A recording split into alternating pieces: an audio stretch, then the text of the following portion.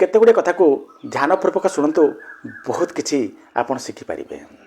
ଯେତେବେଳେ ଆପଣଙ୍କ ମନକୁ ଅହଙ୍କାର ଆସୁଛି ନା, ସେତେବେଳେ ଏ ମାଟିକୁ ପ୍ରଶ୍ନ କରନ୍ତୁ, ସିକନ୍ଦର ଏବେ କେଉଁଠି?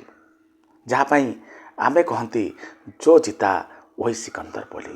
ଯଦି ସିକନ୍ଦରର ଆତାପତ୍ତା ନ ରହିଲା, ଆପଣ ମୋ କଥା ପଚାରେ କିଏ? ଆପଣମାନେ ଜାଣନ୍ତି, ସନ୍ଦେହର କୌଣସି ଚିକିତ୍ସା ନାହିଁ, ଚରିତ୍ରର କୌଣସି ପ୍ରମାଣ ନାହିଁ, ମୌନତା ଠାରୁ ବା ନୀରବତା ଠାରୁ ଅଧିକ କେଉଁ ଶବ୍ଦ ନାହିଁ, କିମ୍ବା କଟୁ କଥାଠୁ ଅଧିକ କେଉଁ ବାଣ ନାହିଁ। ଆପଣମାନେ ଭଲ ରକମ ଜାଣନ୍ତି ଯେ ଭଗବାନ ସେ ଲୋକମାନଙ୍କୁ ଆପଣଙ୍କ ଜୀବନରୁ ଦୂରେଇ ଦିଅନ୍ତି ଯେଉଁ ଲୋକମାନେ ଆଗକୁ ଯାଇ ଆପଣଙ୍କର କ୍ଷତି କରିବାର ସମ୍ଭାବନା ଥାଏ।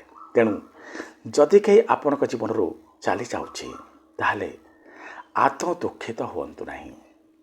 ଗଛରେ ସବୁଦିନ ପାଣି ଦେଲେ, ଗଛର ଉପଯୁକ୍ତ ଯତ୍ନ ନେଲେ, ଆପଣ କ'ଣ ଭାବୁଛନ୍ତି ଫଳ ଆପଣଙ୍କ ଇଚ୍ଛା ଅନୁସାରେ ପଡ଼ିବ?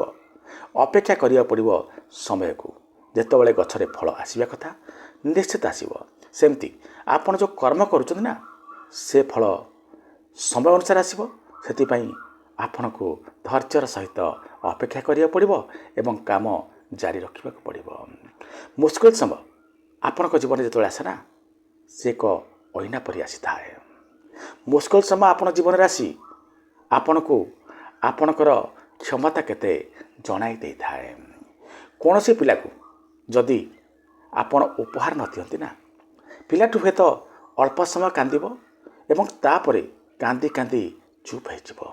ମାତ୍ର ଆପଣ ଯଦି ଆପଣଙ୍କ ପିଲାକୁ ଉପଯୁକ୍ତ ସଂସ୍କାର ନ ଦେଇଥାନ୍ତି ନା, ପିଲାଟି ସାରା ଜୀବନ କାନ୍ଦିବ।